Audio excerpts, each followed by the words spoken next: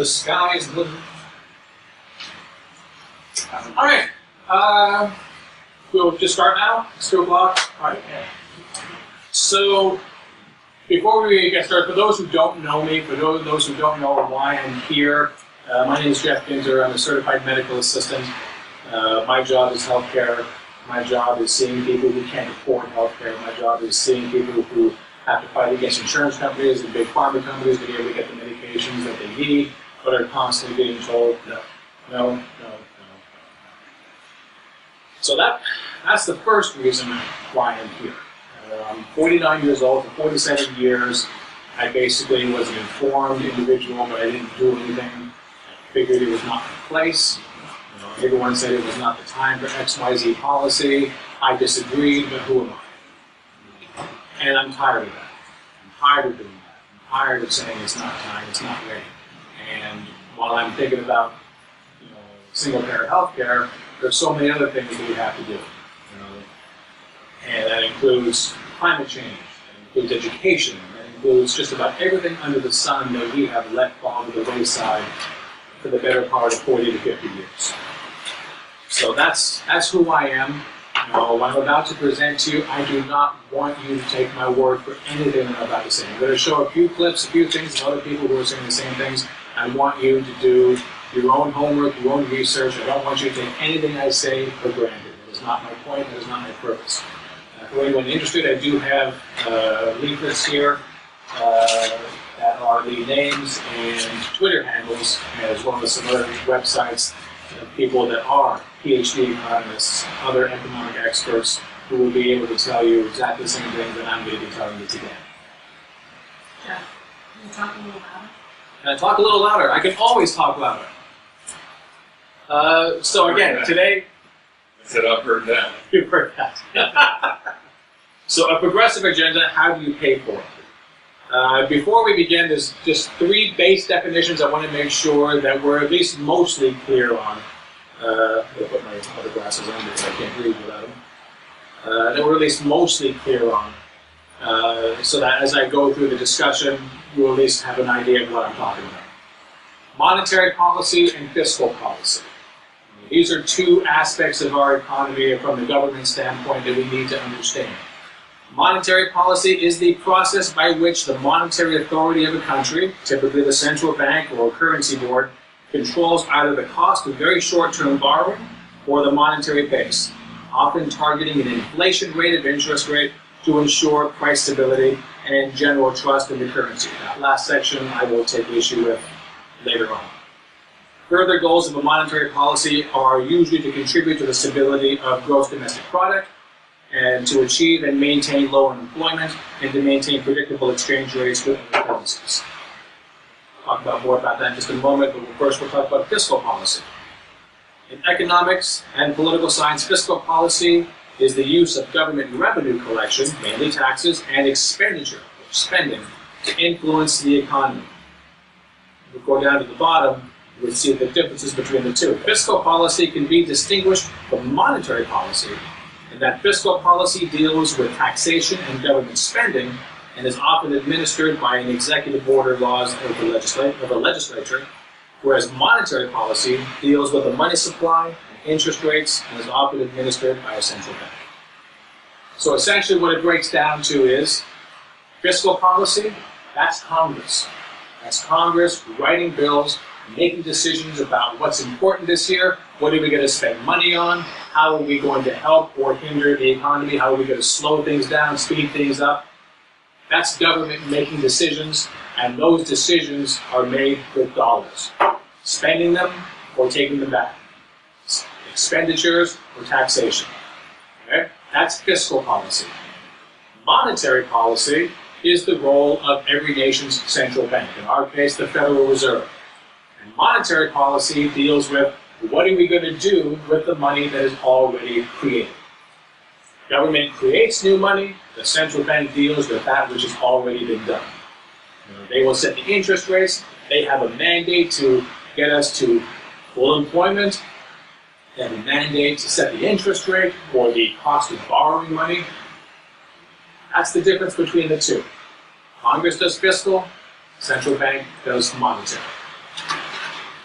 Another brief one, aggregate demand. This article is about the concept in macroeconomics. In macroeconomics, aggregate demand is the total demand for final goods and services in an economy at a given time. So when we talk about things being true on the aggregate, we're basically talking about the average. Aggregate consumer demand, the average demand of consumers for goods and services. Just a final definition about what we mean by demand. I'm not talking about going into Tiffany's and looking around and seeing how pretty things are and then walking out. That's interest. That's not demand. I'm talking about coming in, money is put down. I want this. You give it to me. That's demand. So if customers come into the Apple store and everyone wants an iPhone and everyone's putting down their money and the Apple store now has to provide you with iPhones, they're responding to customer demand. So when we talk about aggregate demand, we talk about the average demand of customers for goods and services.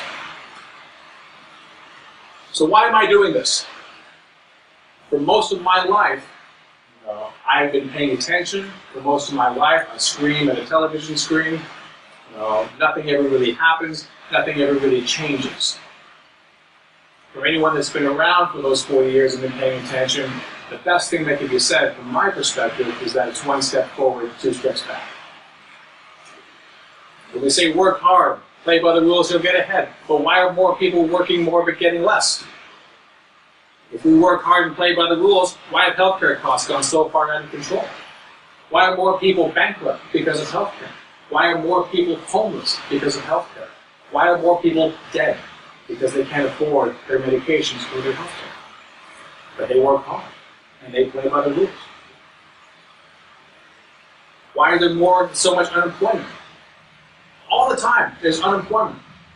All the time.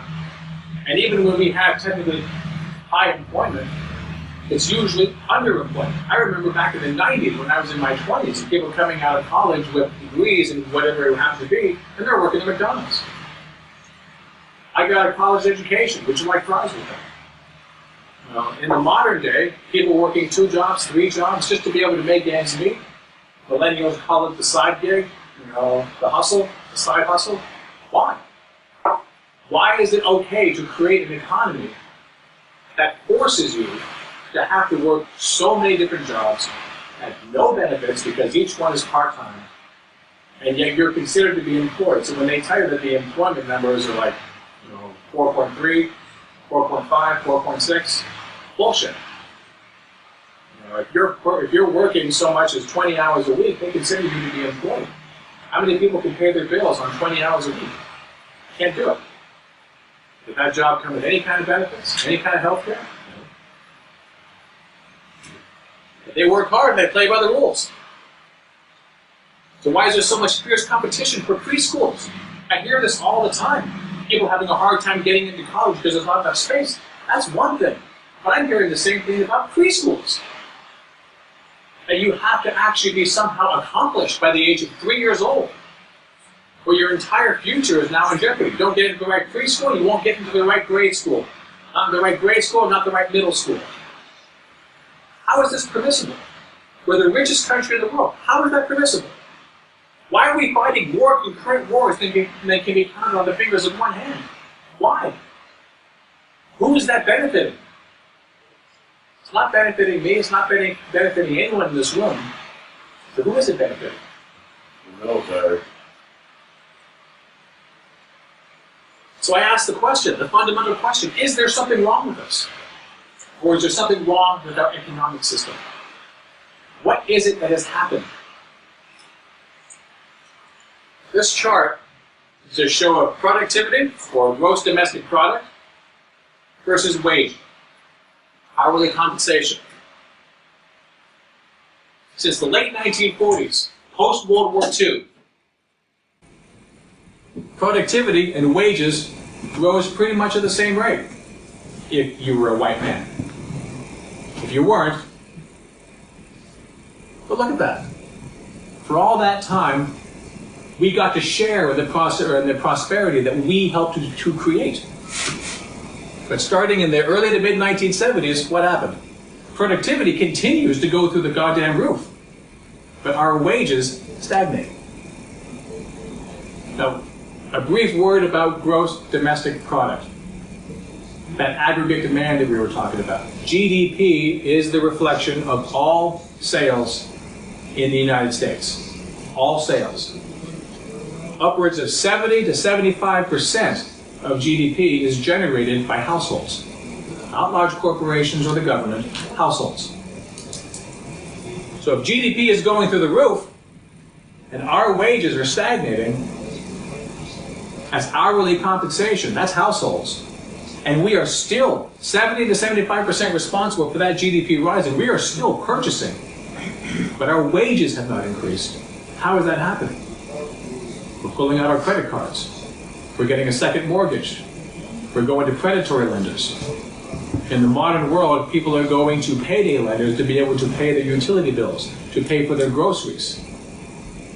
Why? There's a reason for all that. This chart, actually I'm just going to go to the next one. It shows pretty much the same thing, but it's a nicer chart. Distribution of average income growth during expansions. Every time we have the economy contracts, meaning we go into a recession of some kind, sometimes it's small, sometimes it's huge, and then we expand. And every time we expand, the blue line is the bottom 90%. The red is the top 10%. So every time we expand, 49 to 53, 54 to 57, 58 to 60, it's less, to be sure, every time, but the bottom 90% are the overwhelming recipients of the gains. Everyone gains, the top 10% gains too, and you can see they're gaining more and more and more. But look at what happens. Once again, starting in the 1970s, the top 10% are gaining a whole lot more than they used to, and we're gaining less. By the time we get to the Reagan years, we're getting almost nothing compared to what the rich are getting. They're getting everything. 2001, 2007, we get a smidge. They get so much. And the latest, expansion was not an expansion across the board. We contracted. We actually have less purchasing power than we used to. We have to go into debt more and more. And the rich, the top 10%, off the goddamn charts. So we have been told consistently, especially since the 1980s, government is not the answer to your problem. Government is the problem. The American people can't spend money it doesn't have. That's unsustainable. Well, you can't expect the federal government to do any less. The deficit and the debt are unsustainable. We can't keep borrowing money from China. That's irresponsible. Our children and grandchildren will have to pay this back. It's immoral. The government has been in debt almost since the inception of the country. Almost since its inception. And who has been burdened? The debt, as I'm going to show you later on, in the 1970s, was in the order of hundreds of billions per year. Now, we're $22 trillion. The debt has skyrocketed, but interest rates have fallen. Interest rates used to be in the height of the 1980s, upwards of 13, 14%. Now they're barely cracking 2%. How is that possible? The debt is supposed to be a horrible thing. Interest rates fall. Inflation, in the 70s and 80s, was getting upwards of 10%. And now it's practically zero. But the debt and the deficit keep going up. And we're told that we have to be afraid. Government is not the solution to our problem. Government is the problem. To hell with you, Ronnie. One of the great debates of our time is about how much of your money should be spent by the state and how much you should keep to spend on your family. Let us never forget this fundamental truth. The state has no source of money other than the money people earn themselves. If the state wishes to spend more, it can do so only by borrowing your savings or by taxing you more. And it's no good thinking that someone else will pay. That someone else is you. There is no such thing as public money. There is only taxpayers' money. These were both said in the 1980s. My apologies for the bad quality of that video. I could not find a better quality video than that.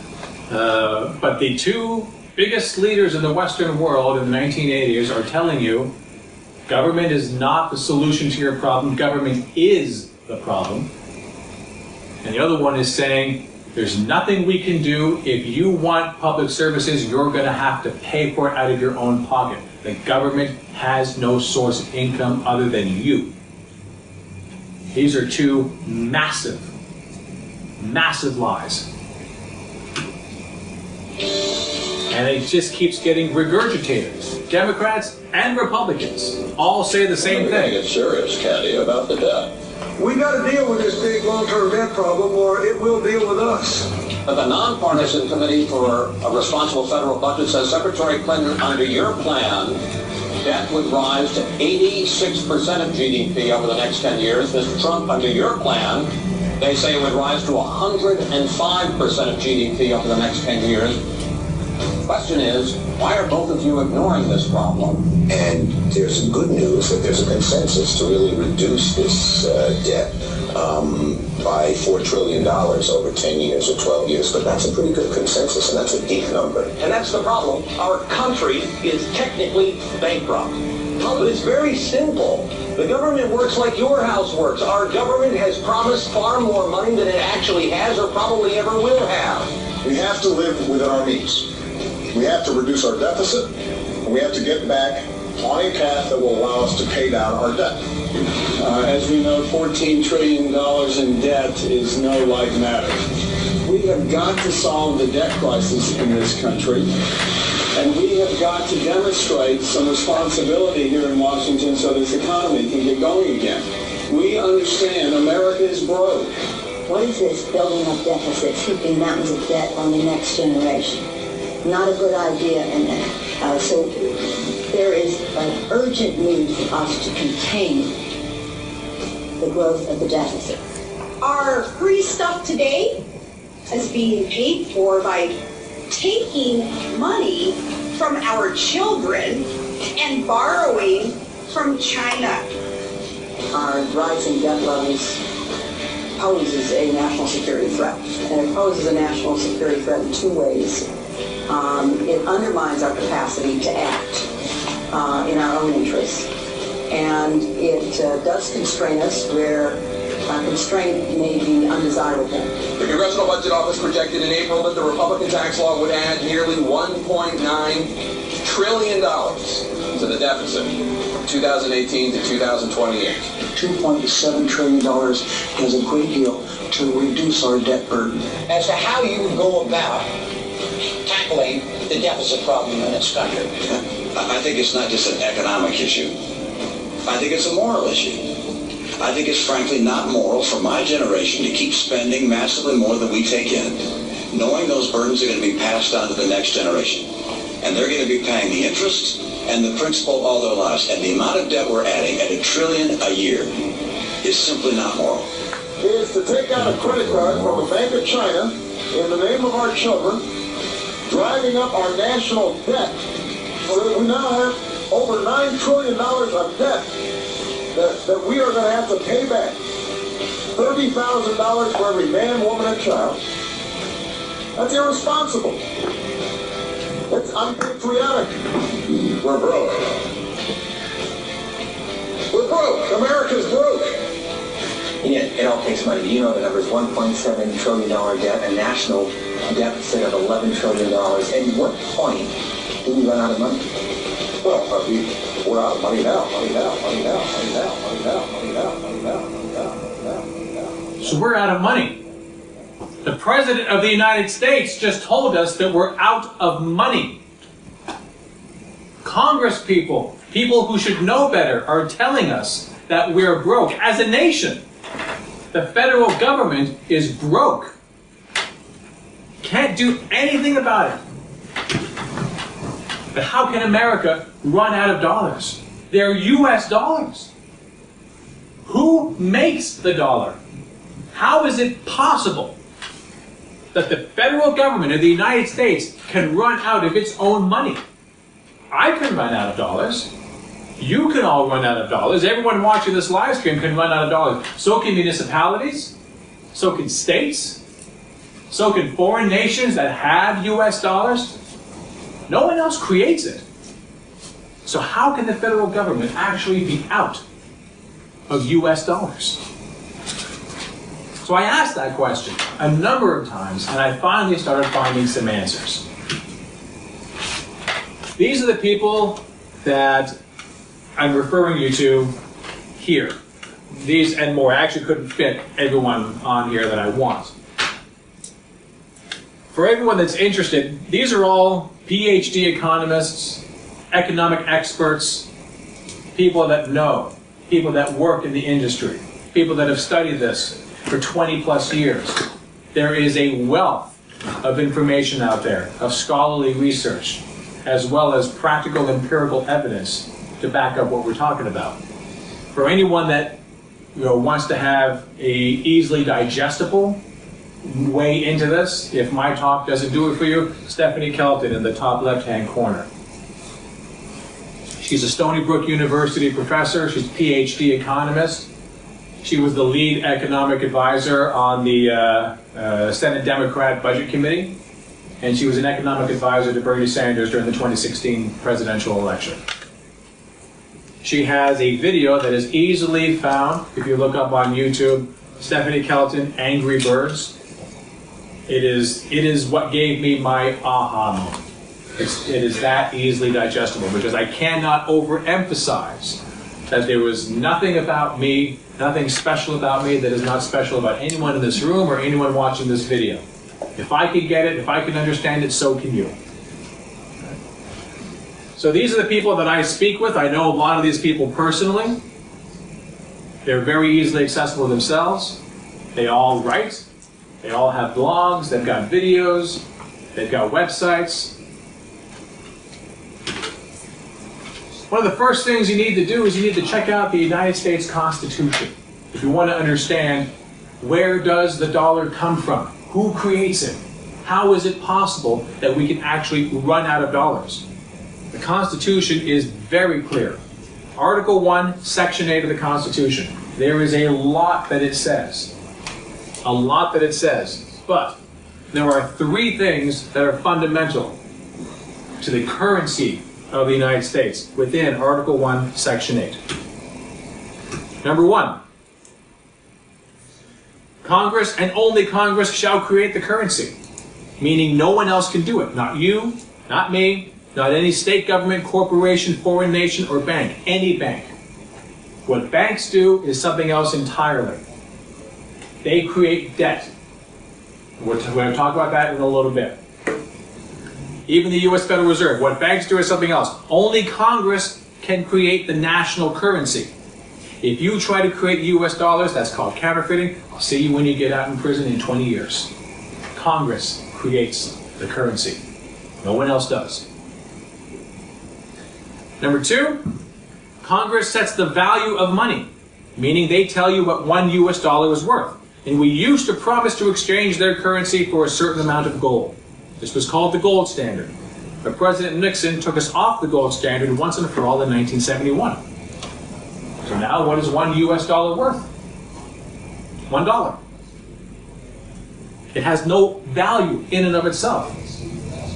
When they promise to exchange it for gold, and we're going to talk about the gold standard in detail, when they promise to exchange it for something, then it has value relative to something else. But you take it off of a currency peg, like the gold standard, and its worth is indeterminate. Its worth is whatever you can buy it with.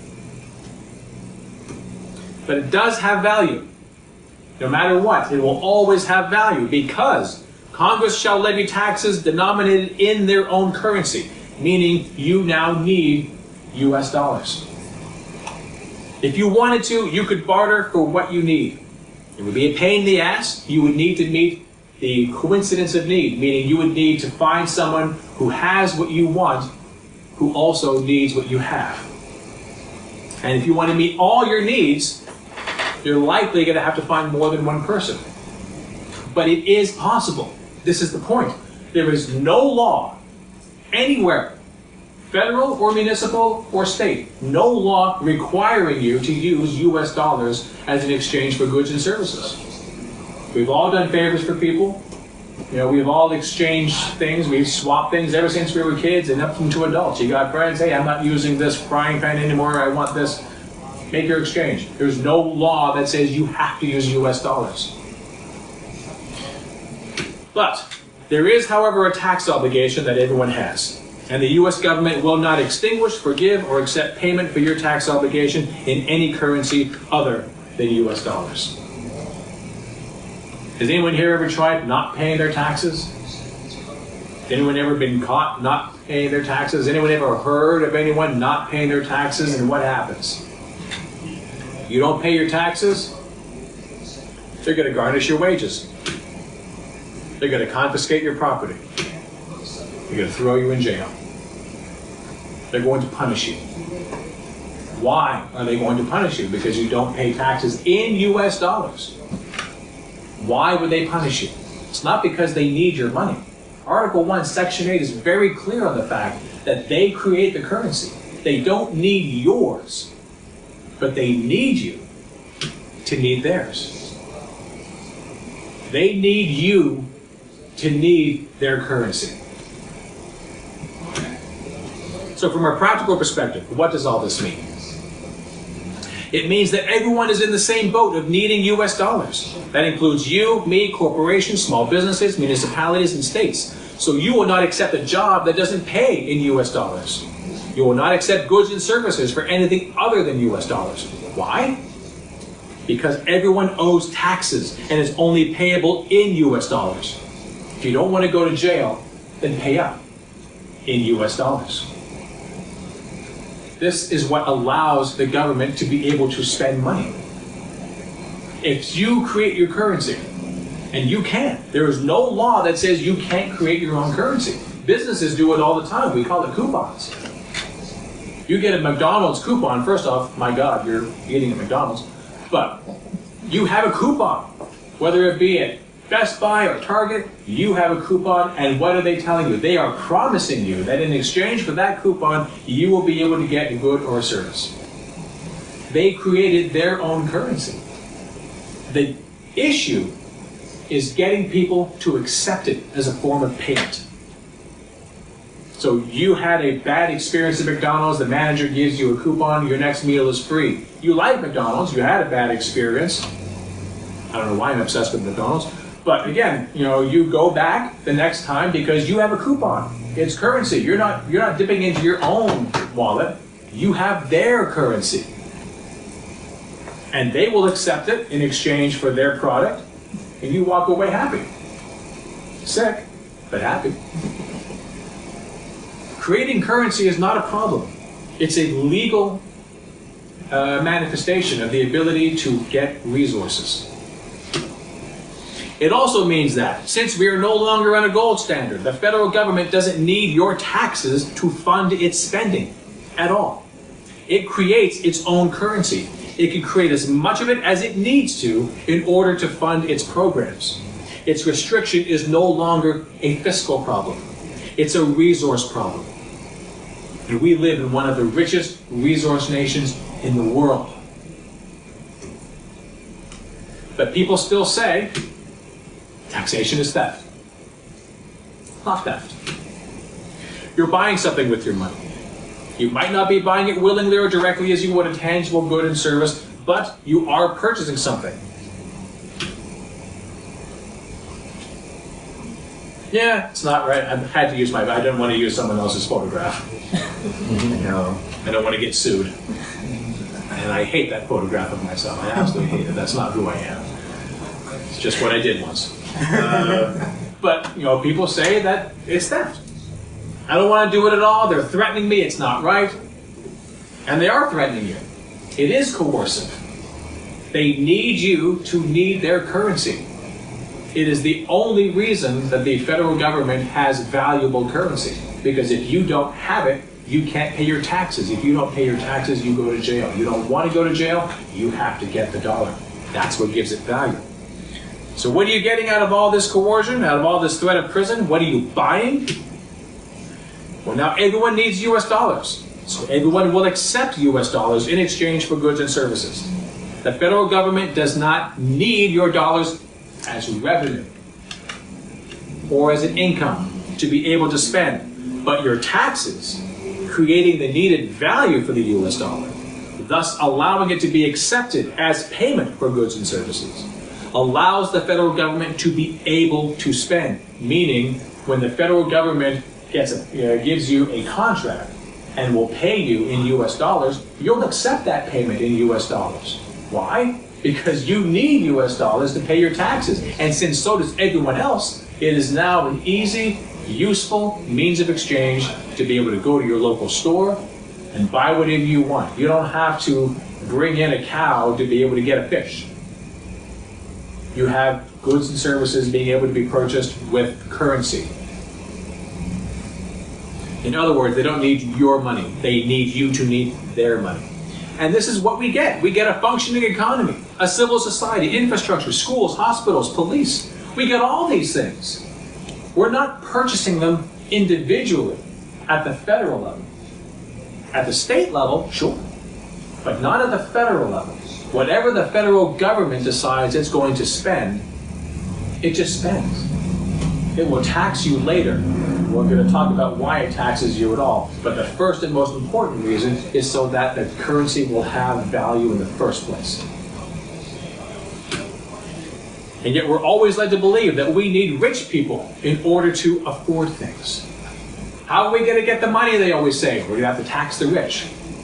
You know what I say to that? Tax the rich. Do it. Do it. It has to be done. They are too rich. Look at what they're doing with all their power, with all that wealth. They have corrupted the entire system.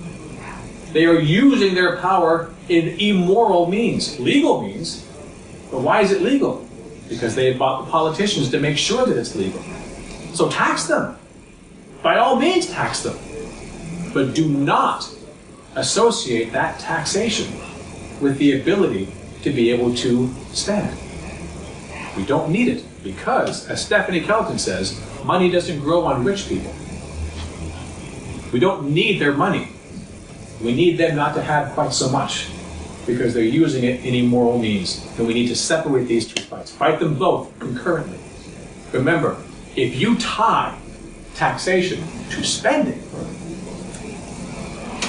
then every time you lose the taxation fight, by your own definition, you can't spend.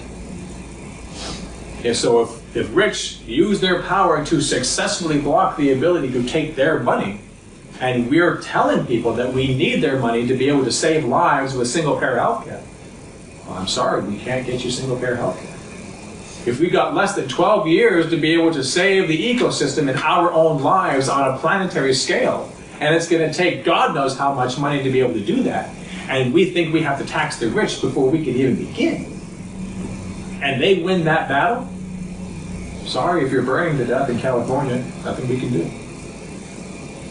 We can lose the tax battle and still win climate change. But we can't win climate change if we have tied the tax battle to climate change. So when a sovereign government that has complete control over its currency is first formed, how does anyone ever get federal currency to spend or pay their taxes if no one has them but the government? I'm glad you asked. It needs things. The federal government needs things to function as government. It needs roads, bridges, buildings, schools, and military, railroads. It needs a whole host of things. And it needs real resources to create these things. Not money. It needs resources. If money were no object, I have the resources to be able to build a railway station, to be able to build the transatlantic highway. I have all the stuff. I've got the labor, I've got the concrete, I've got the steel. Now I just need to be able to get people to do it. No one's going to do it for free. So the federal government creates a currency, demands that you pay a tax 4 times a year in that currency. So now you need that currency. You're looking for work in that currency. The federal government now has people who are willing to work for that currency. And because that currency now has value, now we can have roads, bridges, buildings, schools, hospitals. Now we can have these things. Now, it could either press its citizens into service for all of these things, or it could pay them. In the modern era, governments choose to pay. So, government goes to all the skilled labor, entrepreneurs, and business leaders and gives them government contracts. The government spends money into existence into the economy first. Now people have federal dollars to pay their taxes with. Well, not everybody. If you weren't a business or already working for that business, or were in any way without a government contract, you were now what? You guessed it, unemployed. Congratulations, you now need a job or you get nothing. Amongst the first things governments all over the world created was unemployment. They did it by first creating a national currency, setting its value, and then creating all the demand for that currency they will ever need by enforcing a tax obligation denominated in that currency. But if all this is true, then why do so many people think that the federal government needs our tax dollars to fund its spending? I just saw a video that kind of explains that, but there is a basis for that video, for all those politicians saying that shit. Because there was a time when it did need your tax dollars, when we were on the gold standard. When the government decided to peg its dollar to gold, then we were financially constrained. Remember, decided to make a final choice or judgment about. It's a political choice. They decided to peg the dollar to a finite commodity. Some countries will peg their dollar to other currencies. We pegged our dollar to gold. They had to make sure that they didn't spend more money into existence than they had in gold reserves. Because what they were telling you was that they would promise to exchange the dollars you earned for a certain amount of gold. And if everyone chose to honor that exchange at the same time, the government had better have the gold on hand to keep up their end of that promise. So they tied their hands behind their back. There's only so much money we can create because there's only so much gold that we have. And we promised to exchange one for the other. So put simply, if the U.S. only had 100 billion pounds of gold in reserves, and Congress fixed the value of the U.S. dollar to $1 to 1 pound of gold, and again, a very expensive dollar. That's never been the exchange rate, but for the purposes of math, I don't like doing math, I'm sure you don't either. We'll keep it simple. Then they can only put $100 billion of currency into the economy and still be able to meet their promise to exchange dollars for gold at a fixed price. So let's take this scenario a little further. Under this system, if the government wanted to deficit spend, which is spend more than they expected to get back in taxes, and we'll talk more about the deficit in a little bit, and this spending would lead to increasing the money supply beyond what we had in gold reserves, then they would have two choices. Increase the gold supply, or tax and borrow existing dollars to spend. Since increasing the gold supply can be a tricky situation, as the availability may just not be there, it is a finite commodity after all. So if that's not an option, they would have to use tax dollars to spend on programs. Remember, there's only so much gold in the world. Mines dry up, shipments get lost at sea. This is a huge deal. So the cost of gold, the value of gold is always going up and down. And if you've tied your gold to your currency, what happens to your currency? It also goes up and down. Tying your hands behind your back. So all these things, healthcare, military, infrastructure, education, these are all things that the government wants to spend on, or we want them to spend on. Arts, foreign aid, NASA, CIA, don't forget the CIA and NSA, they need endless amounts of money. And oh yeah, did I mention climate change? We'd like to live. How much is that going to cost? I don't know. If we're on a gold standard, we don't have enough gold for that, I promise you. So under this system, if the government wanted to deficit spend more than they expected to get back in taxes, and the spending would lead to increasing the money supply beyond what we had in gold reserves, you have to either increase the gold supply or tax and borrow. So if the gold supply from this example had been valued at $100 billion, but the federal government wanted to or needed to spend $120 billion on various government programs, and they were not able to increase the supply of gold, then they could spend $20 billion of tax revenue to pay for it. Remember, they're taxing you anyway. They're always going to tax you. The number one reason they need the currency to have value, and it will only have domestic value if they can maintain the ability to tax you or punish you if you don't. Okay? So they're taxing you anyway. So they need to spend $120 billion, $20 billion more than they can based upon their gold reserves. So they're taking all this money in, and they're going to take a portion of it, $20 billion, and they're going to spend it back into the economy. So by spending this tax money back into the economy, they would maintain a consistent, stable money supply. Technically, in this scenario, $120 billion had been spent. But since $20 billion of it had already been created in the past, there's still only $100 billion of currency in circulation. The gold reserves and the money supply still match up. So under this system, federal taxes could be used as revenue. But what if Congress wanted to or needed to spend even more than that? Well, it can only tax so much without destroying the economy. If they taxed at 100% rate across the board, then no one would be left with any money. Think about it. The federal government spends $100 billion into the economy, and then at the end of the year just takes it all back. Everything you earned, you gave up. You wind up with nothing at the end. They're not going to do that, unless you're already poor. If they taxed 100% rate across the board, then no one would be left with any money. But they can borrow. Article 1, Section 8. Remember, it's a long section. The fourth thing that it says about this is that it can borrow on the faith and credit of the U.S. government to borrow money. So if they needed more revenue or spendable currency, then they could safely tax, and all without exceeding their gold supply. Then they could sell treasury securities. They could go to anyone in the private sector, domestically or internationally, that had excess US dollars, cash on hand that they weren't doing anything with, and sell them treasury bonds, and promise to repay them with interest when the bond matures. And that's free money for you. Okay. So if you have excess cash, you put that in a checking account, it's not really doing anything for you. If you're not spending it, the federal government wants it for whatever reason. The federal government waves a treasury. Hey, buy a treasury. That $1 million that you're sitting on that you're not doing anything with, let's exchange it for a treasury. It's a 10-year yield. At the end, you'll get a 3% interest. You're not doing anything with it anyway. Give it to me, and at the end, I'll give you even more money. It's free. You've already got the money. Wait, where does all the trillions that are offshore, where is that?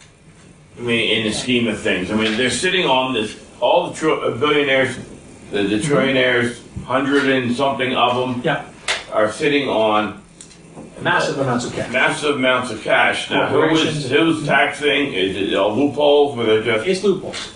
They want to be able to keep their money. Remember, the federal government doesn't need their money to tax, doesn't need their money to spend. There are reasons to tax it, and we'll talk about that in a second.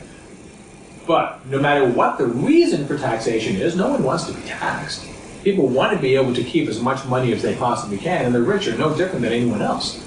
They want to keep 100% if they possibly could. So yeah, they'll put it offshore. They'll put it in tax havens. And remember, not all of that is federally created. A lot of it is bank money. We'll talk about that in a second, because there is the difference. What the federal government spends, you keep. That's your income. What the bank spends is debt. You have to pay that back. We'll talk about that in a second. But it's free money. Every time they sell a treasury, it's free money to whoever can afford to buy one. The problem is that the only people that can afford to buy one are the people who are already fabulously rich. They get corporate welfare. Everyone else gets screwed. But it's still using existing US dollars. Remember that only the US government can create the US dollar. No one else is creating new US dollars and lending it to the federal government so that they can spend them. That doesn't happen now, and it never did, ever. Every US dollar that the government borrowed were dollars that they themselves had already created and spent into the economy. But by borrowing and spending previously created money, the money supply, again, remains stable and equal to the existing gold supply.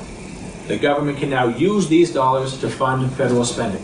And if they're smart, then they'll use that money from those bonds to invest in the economy with an eye towards increasing the tax base. So that when the bond matures, they'll be able to pay it back with the interest. And under this system, that's exactly what they have to do. They took the money and they spent it. The money is gone. They're going to have to get it again plus the interest. So that hopefully they're using it to increase the tax base so they can get it back and be able to keep their promise to be able to give it back to you with interest. That was when we were on a gold standard. That is the context for people believing that taxes and borrowing are needed for federal spending. Yes, it was back then. But what about now? We're not on a gold standard anymore. As previously mentioned, Richard Nixon took us off the gold standard in 1971. The federal government no longer promises to exchange your earned US dollars for gold. If we no longer have to defend a gold supply, there is no longer a fixed amount of currency that can be in circulation at any one time. Our currency is now fiat, meaning at will. The federal government now decides the size of the money supply with no regard to the existence of a finite commodity like gold. The US government is no longer fiscally constrained, tied to the supply of a commodity. They are resource constrained, tied to the availability of real resources. What they can and cannot do is constrained by the amount of real resources available to do whatever project they have in mind. For example, if they wanted to do single-payer healthcare, the question should not be, how much will that cost? Or the ever-present, ubiquitous, how are you going to pay for that? That is a bad question. That is a bad faith question. That is asked by someone who either doesn't understand federal economics or who would really rather not have that program enacted and want to make you afraid. Because it sets up a mindset that believes that there is a dollar value above which the US government says, nope, I simply don't have enough money for that. Which is simply untrue. It's patently untrue. But it would be true for you, a currency user. But it is never true for a currency issuing government with a sovereign, free-floating, non-convertible fiat currency. Ever. Cost is never the deciding issue. The question should be, do we have the real resources in concrete, steel, and labor and other supplies to build the hospitals and clinics that we would need? Do we have the doctors, nurses, medical staff, pharmaceutical companies ready to dispense the needed medications, the medical manufacturing companies ready to provide the needed equipment, all to provide everything for the medical needs of the entire population? If the answer is yes, then the government simply needs to make payments and get it done.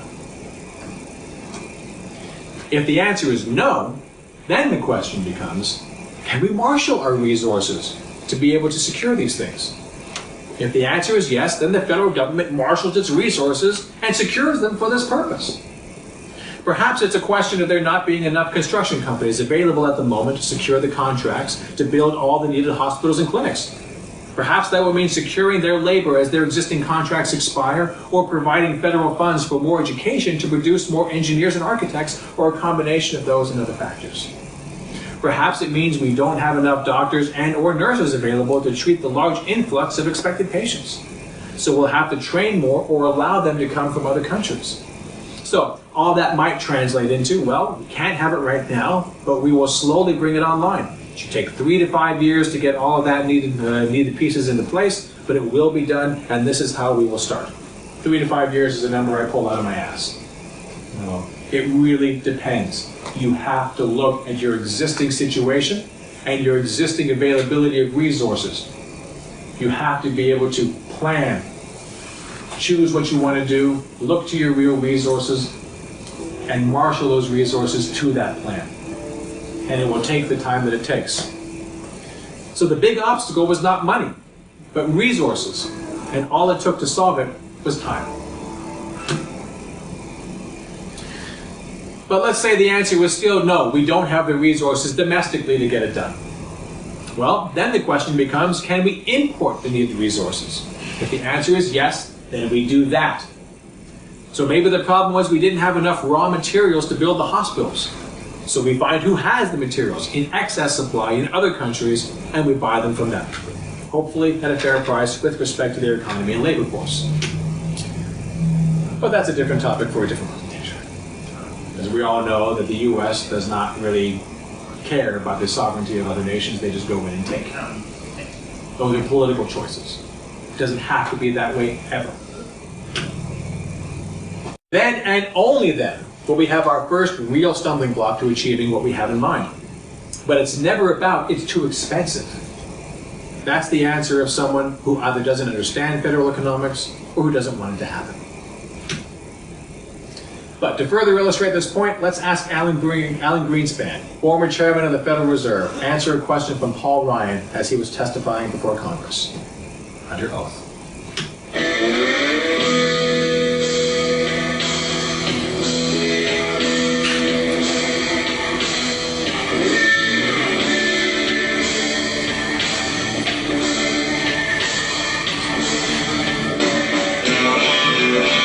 So, having personal retirement accounts is another way of making a future retiree benefits more secure for their retirement.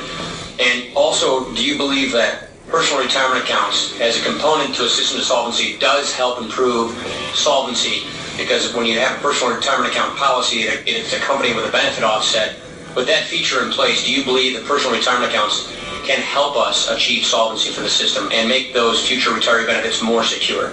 Well, I wouldn't say that the pay-as-you-go benefits are insecure in the sense that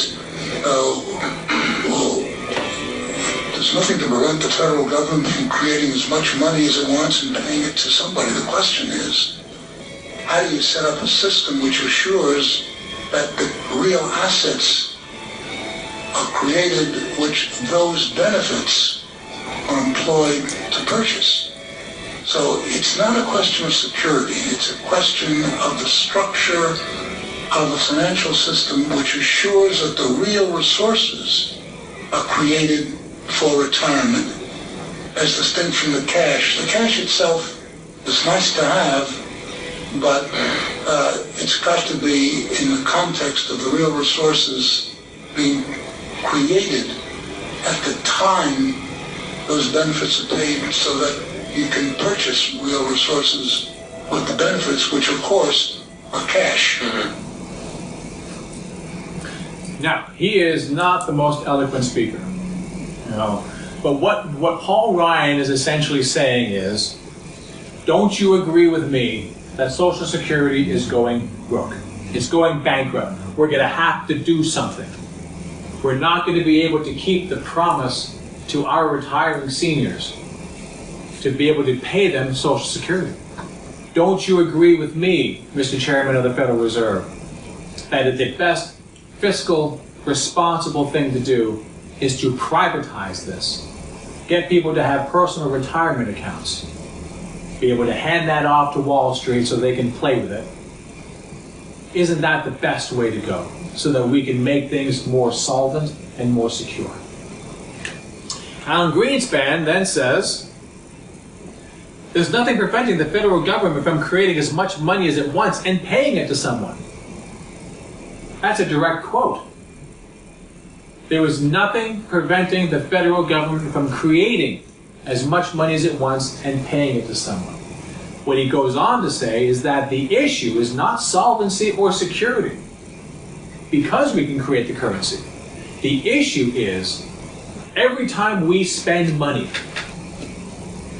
is it creating inflation?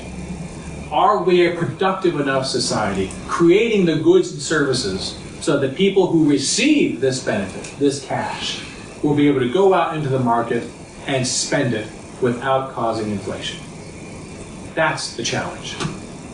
So the federal government does now, as it always did, create the currency. The difference is that now the government doesn't promise to exchange your US dollars for anything. So again, what is $1 US worth? $1. That's it. People will say, okay, but what is the value of a US dollar? In what sense? Housing, cars, clothes, these all have value. But US currency has no value in and of itself. It is worth whatever you can buy with it. Its value is derived from your need to have it for payment of your taxes. That's it. The value of the dollar is derived from the need to have it, to pay taxes. Your ability to use it for anything else is a complicated issue. Prices are complicated. But the only thing we have to be worried about from a federal government standpoint is resource management and inflation. But the deficit! Everyone is always afraid about the deficit. The deficit is too huge. What are we going to do? We're burdening our children. But the deficit is only the difference between what the government spends in a year versus what it thinks it will get back in taxes. That's it. But if the U.S. creates the currency when it spends and doesn't promise to exchange it for anything, then how is this a problem in and of itself? The answer is it's not. The size of the deficit isn't the issue. Where that money was spent and how much slack we have in the real economy to absorb that money without causing inflation is the real issue. We need to look at the marginal propensity to consume. I know that's a boring thing. It sounds boring because it is boring. But it's very simple. All it means is, what is the likelihood of someone spending their income? You're going to spend all of it? Only some of it? How much of it? What is the likelihood of you doing this? So if you're poor, you're more likely to spend almost every dollar that flows through your fingers. Not because you're irresponsible. GOP loves to accuse poor people of being irresponsible with their money. But it's expensive to live in this world. So, because it takes almost everything you earn to make ends meet, you will spend all of it. After all, poverty is not a lazy problem. It's an I don't have enough money problem. But if you're fabulously rich, you're not likely to be spending all that money. You're already buying everything that you need.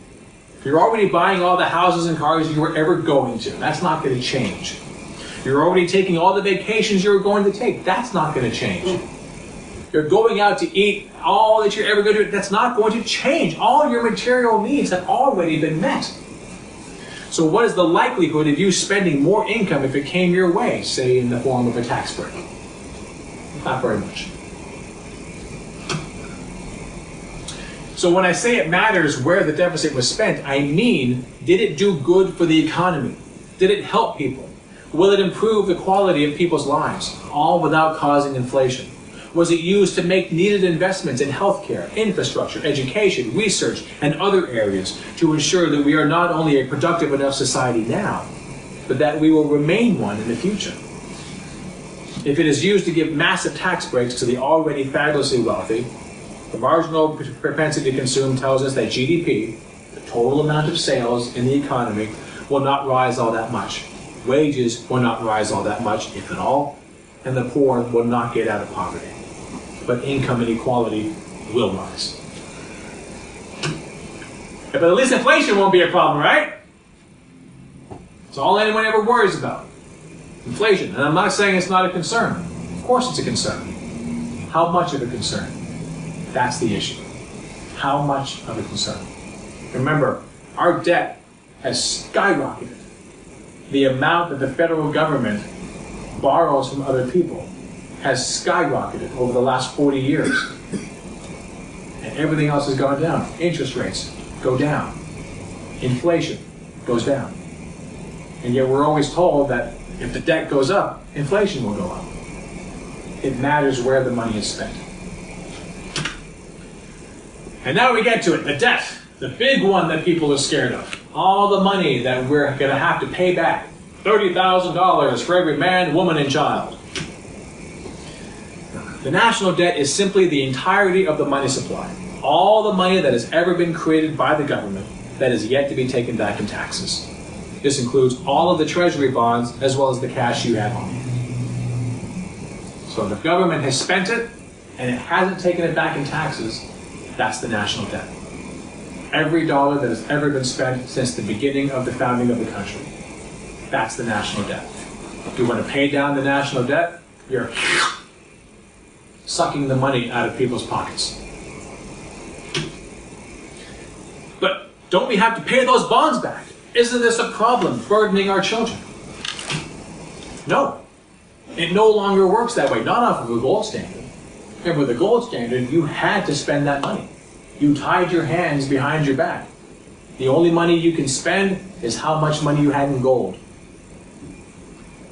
So, off of a gold standard, not with fiat currency. But we do still issue bonds, treasury securities, even though we no longer are on a gold standard. Why would we do this? Why do we still issue bonds? We don't need it for spending.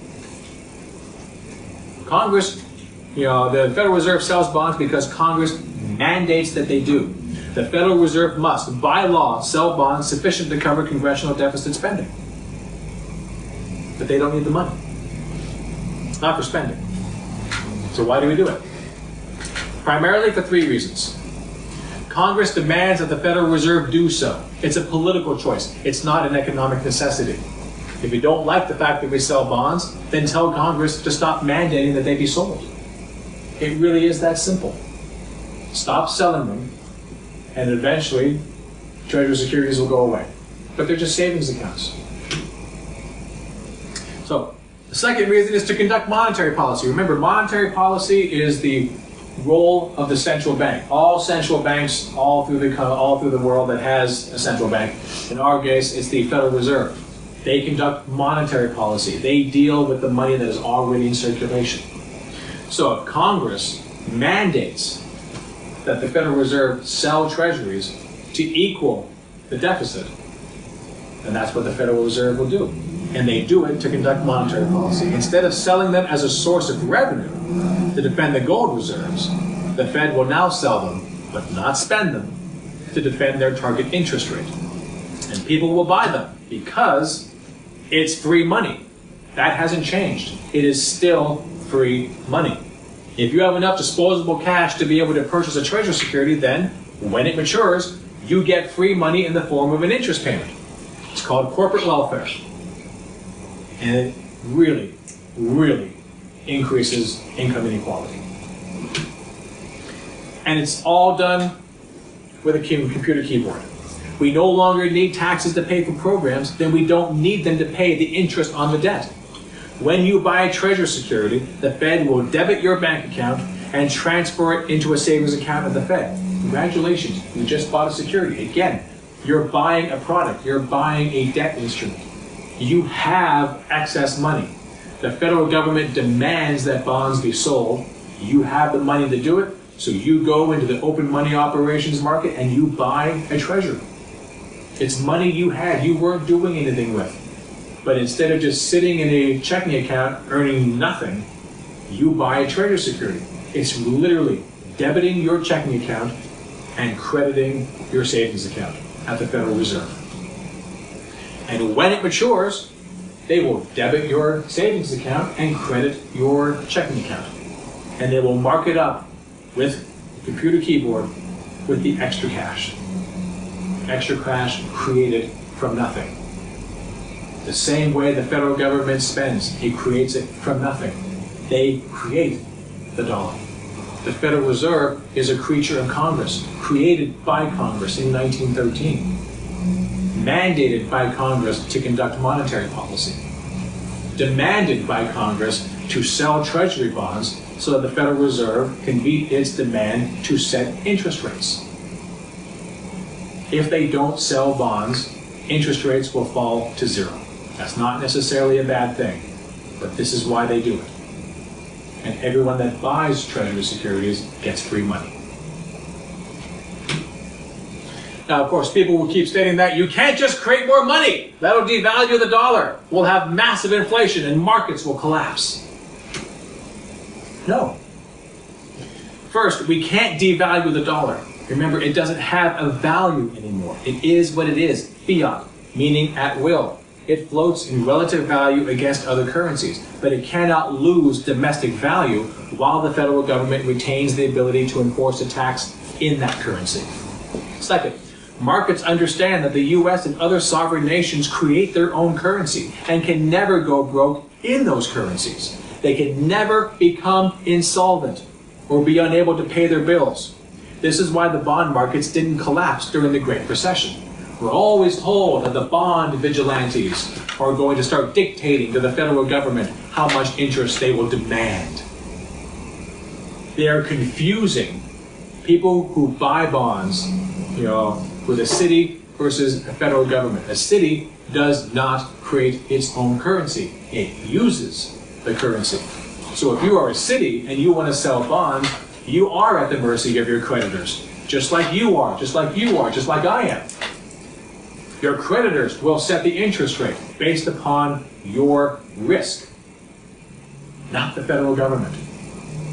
You don't create currency. The federal government does. They are the price setter. They tell you what the interest rate is. And the Congress now does that through the Federal Reserve. They have allocated their responsibility to the Federal Reserve to set interest rates. And the only way the Fed can do that is by selling bonds. Because we lost, how many remember that we lost our AAA credit rating? Yeah, you remember that? We're going back about, how long was it? 6 years ago now? 7 years ago? We lost our AAA credit rating. Why? Congress was playing games and threatening to not pay its bills on purpose, by choice, not because it couldn't pay its bills at all. They are not like a household. They created the dollar and can therefore pay for anything that is for sale in US dollars. We all need to understand the difference between macroeconomic choices, both good and bad, and macroeconomic reality. International markets won't collapse either. Our currency floats in value relative to other currencies, as they do now, as they have for 45 years. They will again in the future. We've been up against other currencies and we've been down. No one really notices. Unless you're an international business person or you're a rich person that goes, vacationing in other countries, you don't notice because it's not important domestically. Now, as for inflation, we need to understand what that is. It is when the price of all goods and services are observed to rise over time. Not some goods and services, all goods and services. Why individual prices are what they are can be complicated. Supply and demand, greed, all manner of factors go into why prices are what they are. Just look to the price of insulin to see an example of greed. Hundreds of percentage of increase over the last decade. There's no reason for it other than the fact that they can get away with it. That's not inflation. That's just a price hike. So, but goods and services on the aggregate, meaning on the average, all goods and services being stable, while the cost of catch-up rises is not inflation, but the cost of everything rising is. Next, we should be specific about what kind of inflation we are talking about. Are we talking about creeping, walking, galloping, or hyperinflation? As the names imply, we're talking about various levels of speed. We're talking about stable inflation. We're talking about unstable inflation. How fast are those prices creeping up? You must know which you are talking about, as well as the reasons those inflations might present themselves. Is the cause demand pull, meaning we have too many dollars chasing too few goods and services? Just as an example of price hikes, if everyone wants an Apple iPhone, everyone in the whole country has decided they want it, people have the money to do it, and they're going into the Apple store and they are putting their money down, Apple now has to meet that demand. They're going to have to hire people, they're going to have to open up stores, they're going to have to increase production and get those things. For so long as they can make more iPhones, as long as their production matches the demand, there's no need for inflation. They may still, raise the price, supply and demand. There's a lot of demand, they can raise the price whatever they want, that's their choice. But there's no macroeconomic necessity to do so as long as they can meet production. They got demand goes high, production matches, we're good. As soon as demand outstrips the ability to produce, that's when we have a price hike as a result of demand. Or is the meaning cost push, meaning the supply of a given area of the economy has become scarce? How many people remember the oil shock of the 1970s? Yeah. How many people have heard of the oil shock? Okay. So basically, oil was considered to be scarce suddenly, both in 1973 and 79, happened twice. There were huge, long lines for gas. Cost of everything was going up. That is the, how should we put it, the American psyche remembering inflation and being afraid of inflation, because the price of everything was going up. Because there was a supply shock. Oil was scarce. And if oil is scarce, if the cost of oil goes up, the cost of everything goes up. Because oil is energy, oil is production. You need oil either to physically produce your things or at least to transport your things. So the cost of oil is a factor in the cost of everything. So when the cost of oil went through the roof, so did the cost of everything else. It had nothing to do, nor will it ever have anything to do, with the federal government spending money to compensate. If you don't have the goods and services, it doesn't matter how much money you create. So there's two reasons for inflation. Demand pull, people actually having money and spending it, or cost push, meaning something happened in the economy we can't produce. So an increase in the money supply, such as with Congress increasing the deficit to cancel student loan debt, pay for free college tuition, provide single-parent health care, convert to 100% green energy, or any of a host of other public project works, always carries the possibility of a demand pull style of inflation. Always. But it's only the possibility. It's never the guarantee. So as we can see here, this is the size of the Federal Reserve's balance sheet, going all the way back to 1915. And starting in the 1970s, when we went off the gold standard,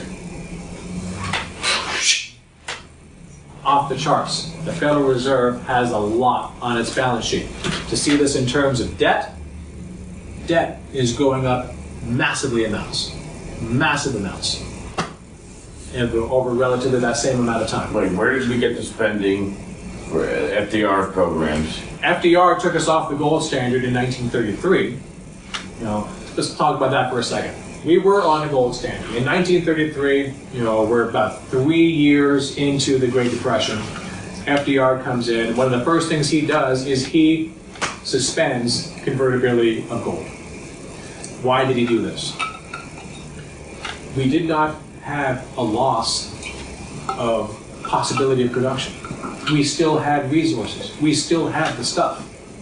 But because of political choices and financial choices, people were getting out of work. We were at 20% unemployment. There's still work to be done. But the private sector is not providing the means of doing it. They want to make a profit. The private sector will do nothing until it can make profit. And it's protecting itself, it's laying people off, businesses are closing, 20% unemployment, shit's getting real. So, if you needed tax revenue to be able to pay for things like you did because we were on a gold standard, if you got 20% unemployment, you don't have the revenue. You have the means of getting it done. You have the labor, you have the materials, you can get it done. But if you are counting on taxation as revenue, and people are out of work, therefore there is no taxation, there's no revenue. You can't get it done. That's a spiral going down the drain. So what he did was he suspended conversion of currency to gold. And now the federal government can spend what it needs to. What it needs to. No one is expecting that the federal government can or should, well it can, but that it should spend whatever it wants, whenever it wants.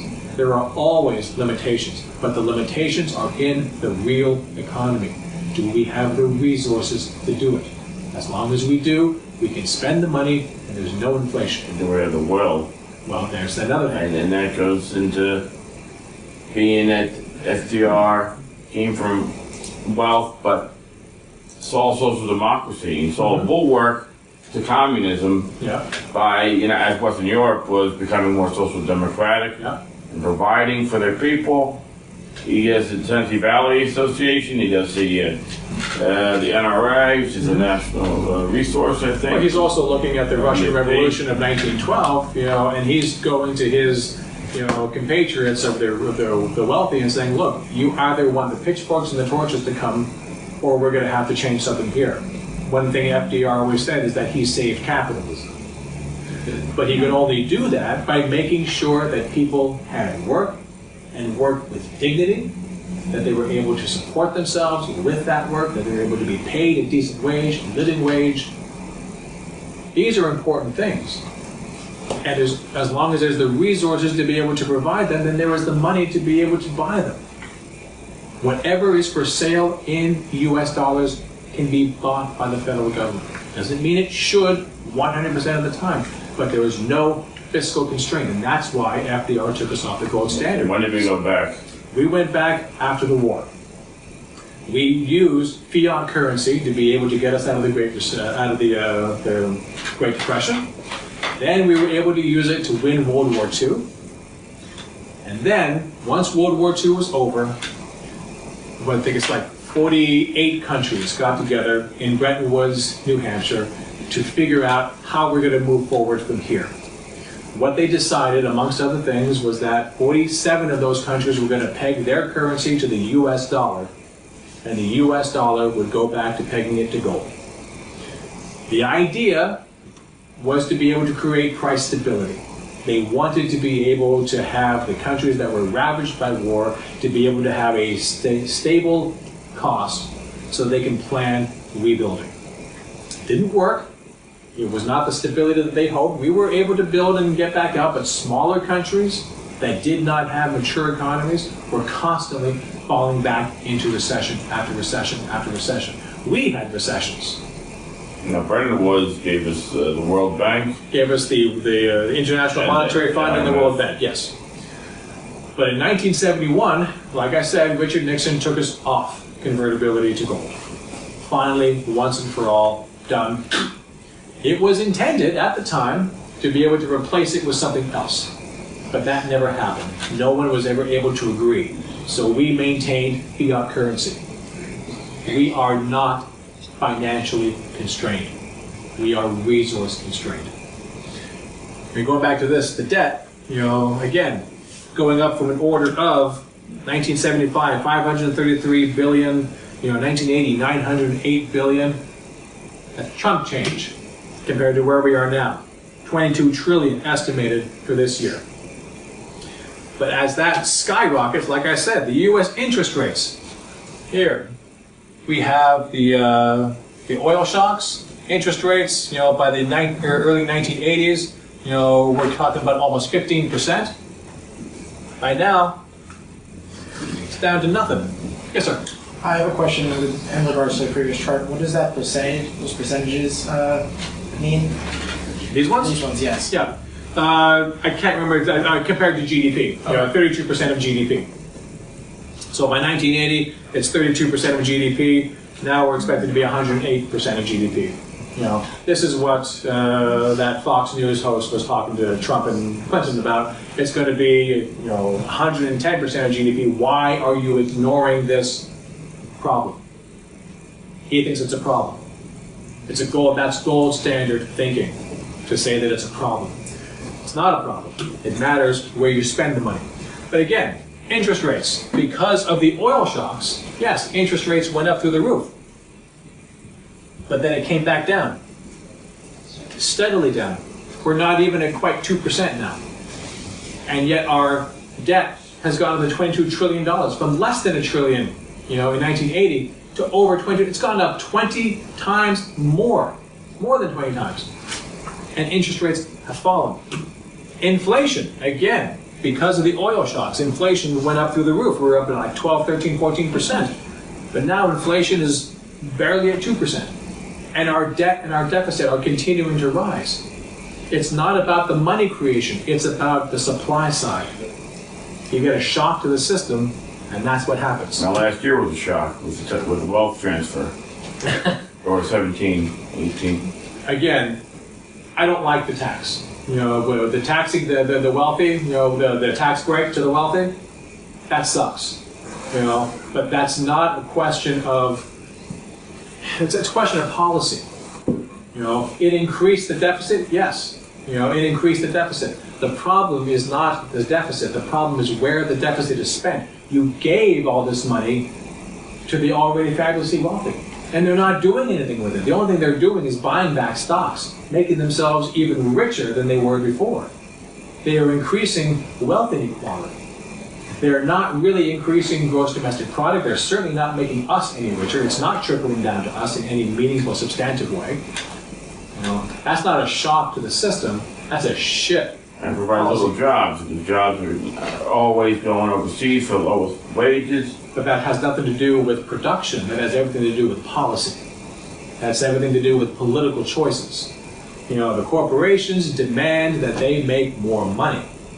Well, we gave $50 billion to General Motors. Of course. Now they're going to close how many plants? 15 and they say plants? thank you very much. They say thank you very much. Again, we want we want to go to a green economy. They never wanted. They always wanted to be tied to oil. So that's they're insidious. And the Volt comes along. Now they're dropping it. Again, political decisions has nothing to do with macroeconomic reality. Those are all policy choices. Has nothing to do with the availability of resources. But the problem when people hear inflation is they think, in the context of hyperinflation. When you hear anyone on the news talking about inflation, they're talking about hyperinflation.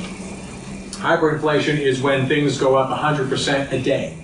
Every day things go up. Now, we've never hit that. We have never had a hyperinflation. We had serious inflation in the 1970s, but it wasn't hyperinflation. South America has. South America has. And why is that? These are just some examples of why. So they'll say, what about Zimbabwe? They printed money and it destroyed their economy. No. That is not what happened. Yes, they did print money, but that's not what destroyed their economy. The government destroyed their own economy through poorly executed economic reforms and poor leadership. Bad political choices, not macroeconomic realities. When Zimbabwe first declared its independence from the UK in '65, it ushered in an era of oppressive white minority rule. South Africa was not the only apartheid state. But that ended in 1980 with the first black majority rule. Despite this, there was still significant inequality in land ownership left over from the old regime. With agriculture being such a huge portion of Zimbabwe's GDP and a major source of employment, it was believed that this disparity had to change. We have a similar argument here going on right now about reparations and the ability to get people of color out, of the economic disparity that has been part of systemic oppression. You look at the wealth accumulation of black communities versus white communities. This is because of wealth inequality. Zimbabwe had a similar issue. So, in the 1990s, it instituted economic structural adjustment programs. This included land reforms to evict white landowners and grant the lands to black farmers. President Mugabe decided to reward his freedom fighters who had risked their lives to end the previous oppressive regime with the land, turning warriors into farmers. Now, this may have been good, just policy from a social justice standpoint. I certainly believe that it was. But unfortunately, these new farmers had little to no experience in farming. And many of them, while wanting the social reforms, had never wanted to actually become farmers. So when the drought hit, food production plummeted. Couple that with political corruption, cronyism, the collapse of its banking institutions, and the inevitable consequence of rapid unemployment led to its hyperinflation. And then prior to that, they were Europe's non-GMO source. Yeah, well, you could say that a similar thing about most developing countries that were colonized. Colonized countries have had their resources bastardized to service the colonizers, not to service the local populations. They had the caveat because of being non-GMO in all their products. And Europe was going to that. Yeah, a lot of people were clamoring for it, and Mugabe just totally, de-fixed it. Well, again, there's a lot of problems with it, but again, the issue is about production. It doesn't matter so much about the GMO. When the drought hit and they can't produce food, they can't feed themselves. If you can't feed yourself within the confines of your own border, if you have debt that is denominated in foreign currency, you're screwed. There's not much of anything that you can do about it. The Zimbabwean government tried to respond to the worsening situation by printing money, but because their problem was cost push, meaning their productive capacity was decimated, printing money couldn't fix it. All the political corruption got in the way of every reasonable solution, but all most people see is the printing of the money. They don't see the lead up to it that was the real cause. So every time we talk about a Green New Deal, every time we talk about Medicare for all, or forgiving student loan debt, reparations, doesn't matter what it is we talk about. People will say, Zimbabwe, hyperinflation, you're gonna print money, it's gonna devalue the currency. You can't devalue a currency that is not based upon anything. You can destroy your economy because something bad happened in the real economy. Zimbabwe was largely based upon agriculture. It was an agriculture-based economy. And when that went to shit, everything went to shit. And they had a lot of political corruption. There was a lot of things they could have done, none of which they did. So all the time they printed money to try to keep up. Didn't help. All anyone ever sees is printing of the money. Said, okay, but Weimar Germany, this is the big one. They had hyperinflation and you needed buckets of cash just to buy bread. And I'm sure anyone that's looked at this has seen the pictures of people actually with wheelbarrows full of cash. To which I say, namaste. Yes, that happened. But like Zimbabwe, printing money came later. After World War I, Germany had to pay reparations to the winning nations, and they had to do it in debt that was not denominated in their own currency. Right there, they lost one of the core pillars of monetary sovereignty. Do not collect debt in a foreign currency. Couple that with their productive capacity being decimated by the war, again, a supply shock. The war destroyed their factories, destroyed a lot of their farmland, and the land that had been producing for them was then under the control of France and Belgium. So yes, the Weimar Republic printed money to try to compensate, and it failed. But it's interesting, because they turned everything around once Germany stopped paying reparations. No more foreign debt. Productive capacity returning. Possibilities abound. And like I say, of course, what they chose to do with that productive capacity was rather horrific. Led to World War II. But the point remains, when you have a supply shock, that will cause inflation. And one of the potential responses to that is to print money to compensate. But you never get hyperinflation as a result of money creation. So again, a devastating catalyst happened before a government had to resort to printing money. It is a cost push problem, not enough real resources. So printing all the money you want doesn't change the situation much. To put it simply, every case of hyperinflation that has ever happened was due to some kind of catastrophe in the real economy that led to the government printing money to keep up. Hyperinflation has never happened with money creation, ever. But we could risk walking or even galloping inflation. It is unlikely, but we must be vigilant.